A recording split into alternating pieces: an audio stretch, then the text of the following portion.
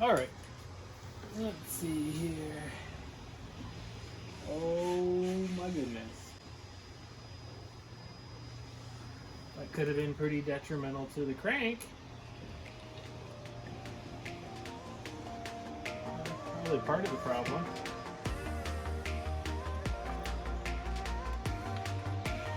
So now that we're confirmed that we have a broken gear in there, we should probably go ahead and take this bottom section off so that we can get into that gearbox.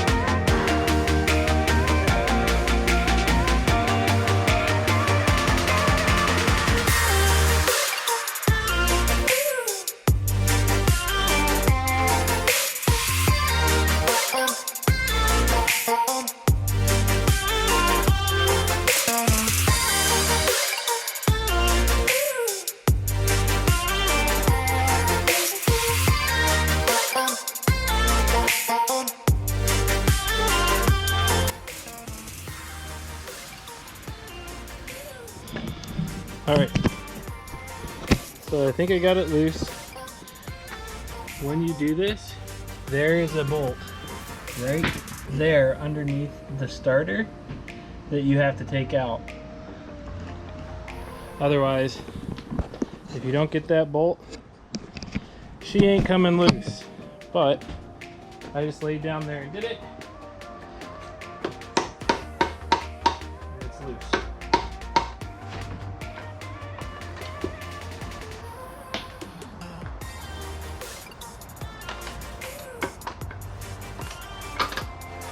It is. You got a slide that comes up with it for your timing chain, so be very careful not to break that. And she's off.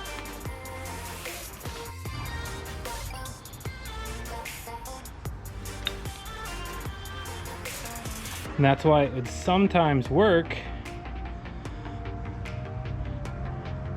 and sometimes not, because it was engaging that gear. But if it gets stuck right there, the other gear would just spin in that section and it would just bounce like that, and that was the rattle we were hearing. So I got this whole piece coming, so we'll try to salvage that seal if the other one is unusable. Otherwise, there's a little crease where the cases meet right here. We'll just try to make sure it sits right back down in that crease. So that's it. Now we just wait for the part to come in. Okay, real quick guys, I want to show you, here we'll go over here. So under some better light, this is one chunk, and then here is the other of 1, 2, third gear. 3, 4, 5, 6 gear. And there was that little section on the side that sat perfectly down in there. And when I put it in, I was like, oh shoot, there's another tooth missing somewhere. And you know, whenever you get projects like this, you don't really know if, you know, they changed the oil and then they found this piece or not. But I'll show you what I did. I took this magnet and my light, and I'm not sure if you guys can see that or not, but that's the cylinders, the sleeves down in there. So I checked down inside each one of those sleeves, and I'll hold it, I'll try to get the light on it just right. So if you can see my magnet down in there, I fished down in the little puddle of oil down on the bottom side of the piston, and this is the one that it came out of. Only it was on the back side right here, so it'd come through here, through this, down through there, and it was just sort of waiting down in there for me to put everything back together for it to detonate that sleeve. So super glad I found that piece. It's really super important anytime you do this type of stuff that you find all the pieces.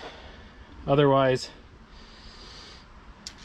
that could be a big problem down the road. But we got all of the pieces. There's no shards missing. It's a little chewed up from being inside that transmission for God knows how long. But we got all the pieces out. So I thought I'd show that to you guys.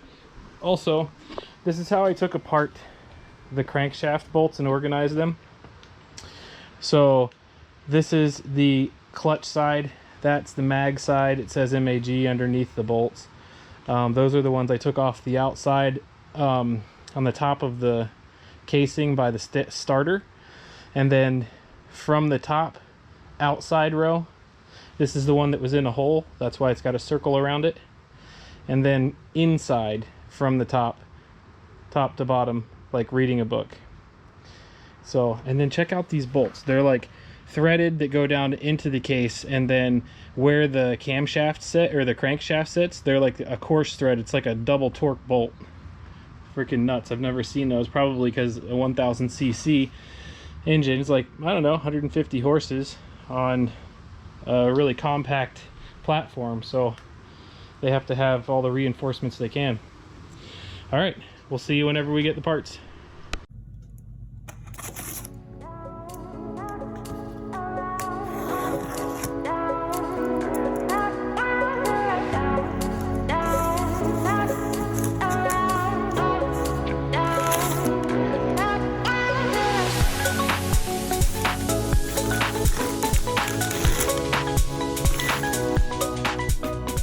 It has been a couple days, so we got our transmission parts in. So what I'm going to do is clear out a little bit of space here so that I can decide on which sections of the transmission I'm going to use.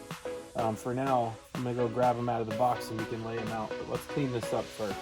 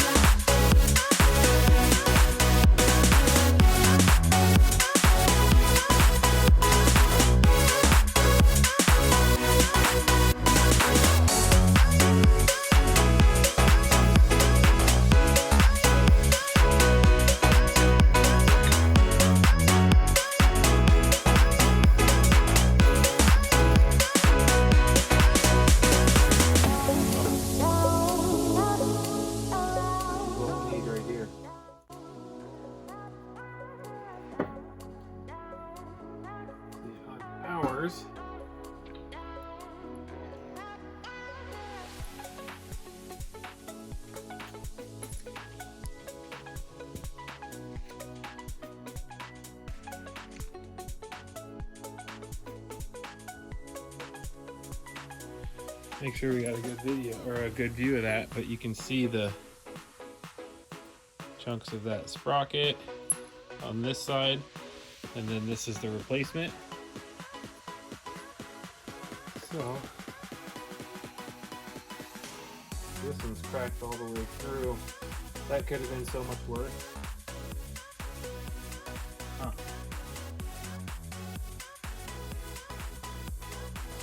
This looks pretty good. I think what I'll do is I'll probably just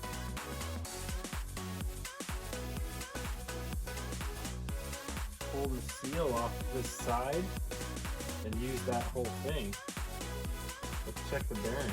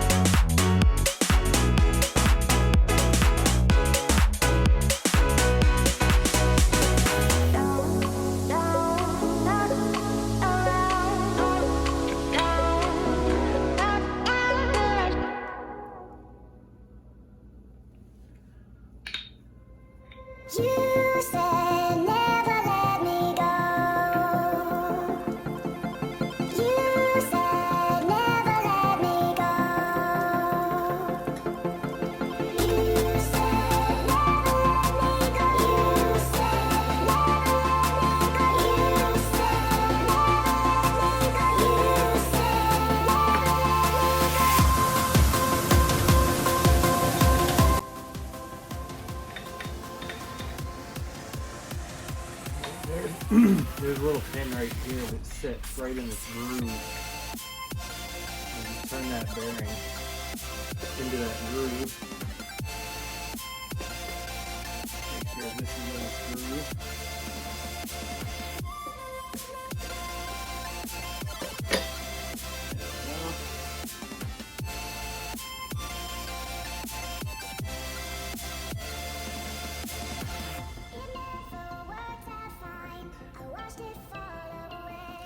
Also, let's see, this one. It sits in this groove right here.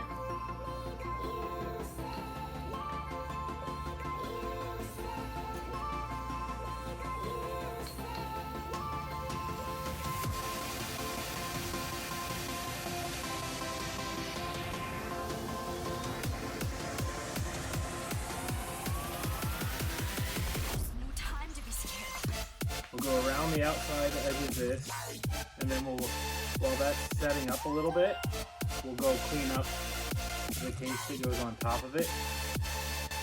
And by the time we get that cleaned up, it should be ready to go right on top.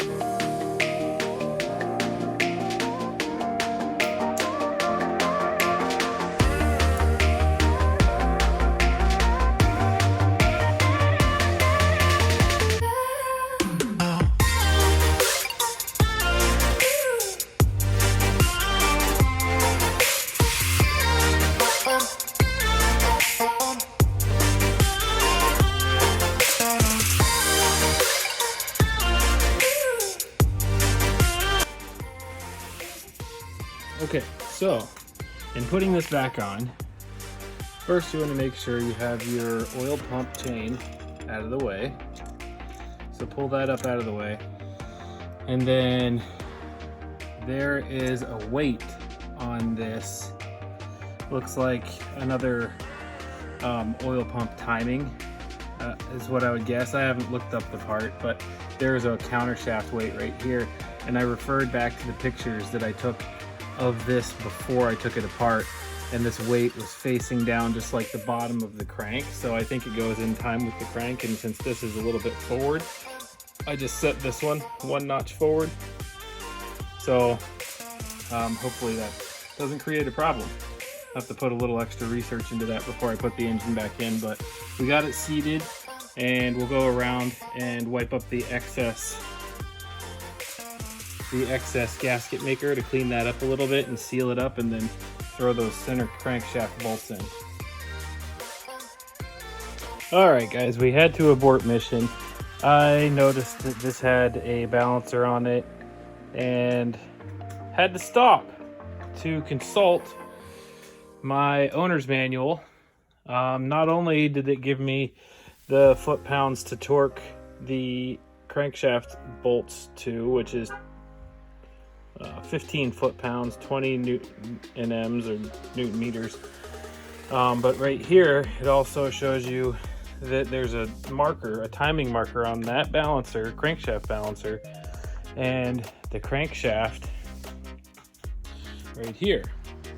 And I wasn't where I needed to be, so I had to carefully spin the whole crank with the case open, which is super dangerous. I do not recommend that, but I did it very slowly and very carefully so that I could get this mark within range to set that crankshaft balancer correctly. So basically this white mark sits in between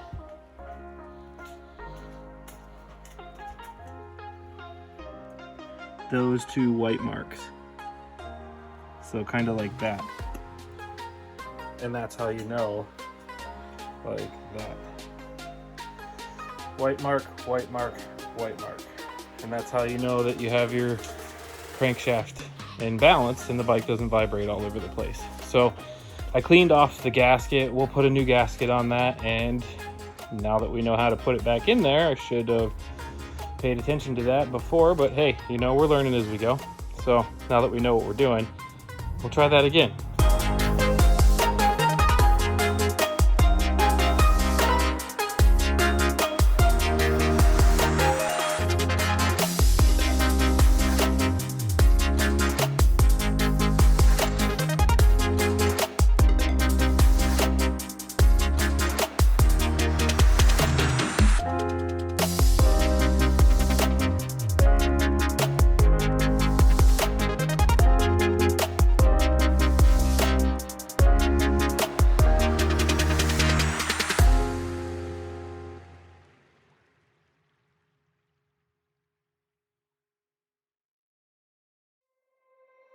You said never let me go.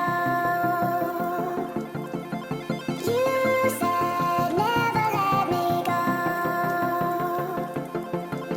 You said never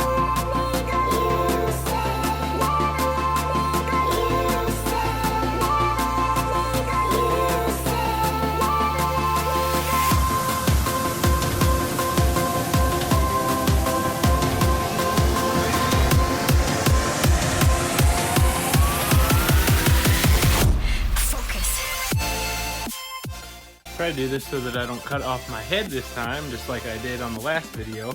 But yeah, that'll be it. Looks like we got the engine back together. Here, I'll flip it around for you. We got it back together, oil pans on, hoses. I need to do the hose clamps. There's a little issue over here.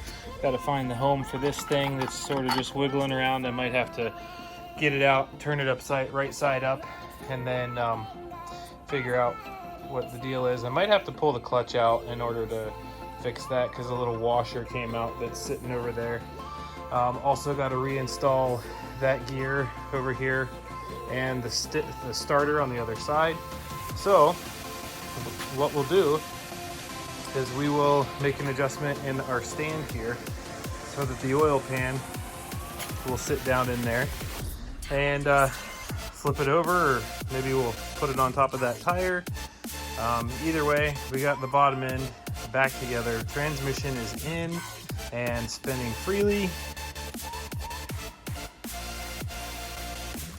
No shards in there, so basically we'll just put some oil in it and put that oil filter on there and get it back in the bike, hook everything back up, and we should be ready to rock and roll. So that's actually as far as we're going to go tonight. We'll revisit this after work tomorrow. After work, today's Thursday, so tomorrow we'll go to work, and then we'll come back and we'll finish this up. All right, a couple days later, actually, yeah, 2 days later. It's now Sunday. Had some good riding yesterday. Went for a bike ride this morning. Decided before we had family pictures that I was gonna do a little bit of work on the engine. Last time we worked on it, I might have dropped a thrust washer from the starter disengagement lever down into the engine after I put the oil pan on. So I got to get this engine up onto this table so that I can try to fish that out without having to break the seal on the oil pan again. So what we're gonna do is move this heavy beast across and put it onto that table so I have a little bit better light, and it's up so I'm not bent over. I can sit there with a stool and have a desk to work on that engine at eye level. So I'm going to twist my nut again, trying to get this sumbitch up onto that table. get on my head. Get on my head. Get on my head. Get on my head. Get on my head. Get on my head. Get on my head. Get on my head. Get on my head. All right, that wasn't too bad. Other than heaving it off the ground up onto this table, still pretty tight and still feeling limber. So I already pulled out the spark plugs.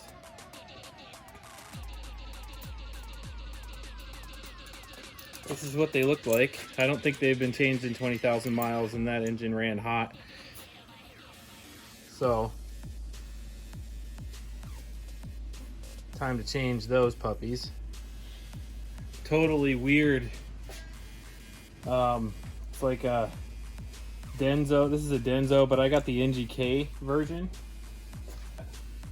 The NGK version of that spark plug is, it's a IMR 9E-9HES or NGK spark plug number 7556.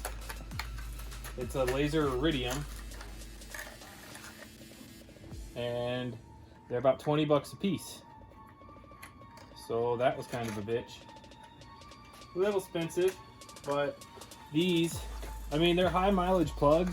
If you have them in a car, these spark plugs in a car only have to be recommended on a car every 100,000 miles. On a dirt bike, if it's a 4-stroke, I change mine every 2 seasons, or depending on how much I ride, so every 30-40 hours. On these bikes, it's 20,000 mile bike, and you saw the condition of those, so maybe every 15,000 miles, I would say, swap them out. So we got those. So we'll go ahead and put our spark plugs in. Okay, I got super lucky that I found it. This thing sits on the back of this. This is the starter engage drive. The starter comes in on this side, and this basically, I'll show you. See how wavy that is? It's called a thrust washer. So, and it goes on the back side of this, because whenever I took this off, it fell off. So, and this little bastard goes in right here, and these teeth line up with that. That turns, starts the engine. Use a magnet and line this up this way and slide it in, and then kind of fish it onto the end of this, and then push that back into its position. All right, it took some doing, but took a little doing, but I was able to fish that washer back behind there with this magnet, and then hold it against the back of the case and the end of this rod by holding the end of this rod and kind of catching it back there, and then pulling the magnet out. And then while I held the end of this, I used that light as like a surgical light, and then this long flat screwdriver to go around the edge and kind of fish it into position. And once I got it squared up, I pulled out on this, let it drop into place, and caught it real quick, and then turned it a couple times and popped right in. So now it's in there, and there's a little bit of spring on the starter, and it spins freely which is what this has got to do, without any kind of friction against the case back there. So this has got to spin just enough to turn this and to get the bike started, and then after that it stops spinning. and it disengages. So thankfully we got that back into place without having to take the freaking clutch out and find that washer. So we'll go ahead and we'll put this side back together and put some gasket maker on there and keep moving on with life.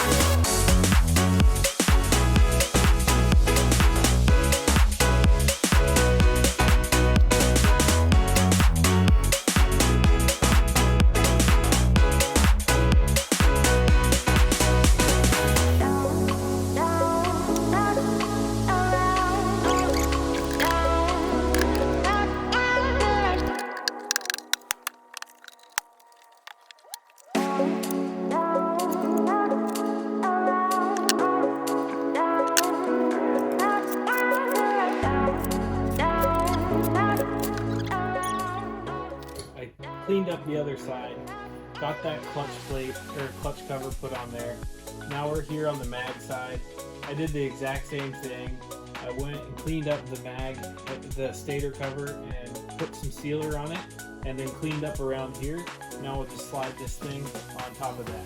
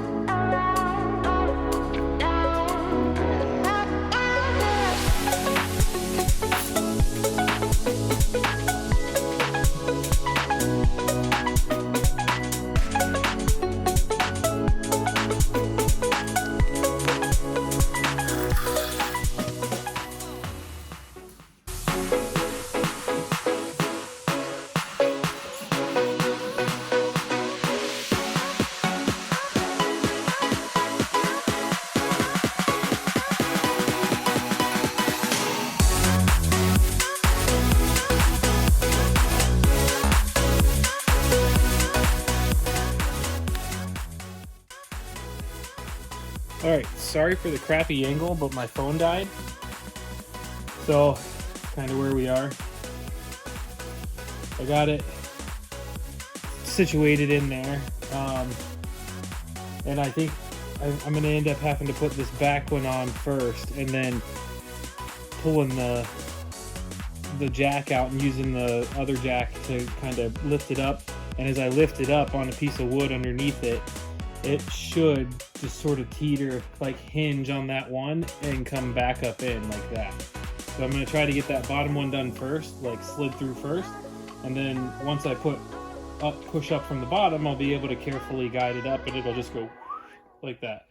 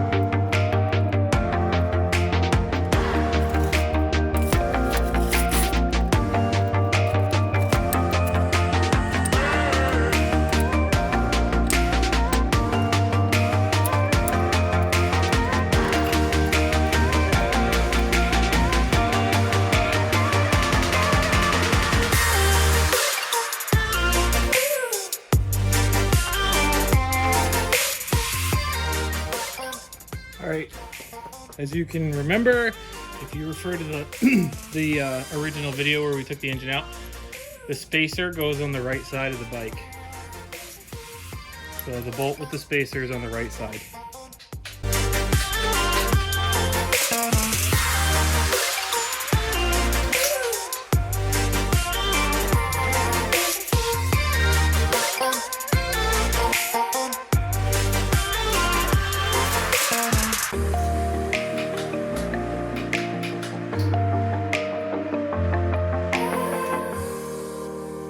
Engine is in. Anyways, though, that was a good weekend. We made some really good progress. Really thanks for watching, and I hope you're enjoying this, watching me struggle and wrestle this damn engine back in. That was fun. But we got it back in. We are moving right along, and we should be able to get this thing running and ready to ride real soon. So stay tuned, and if you haven't already, subscribe, like the video, and tell your friends. All right, peace.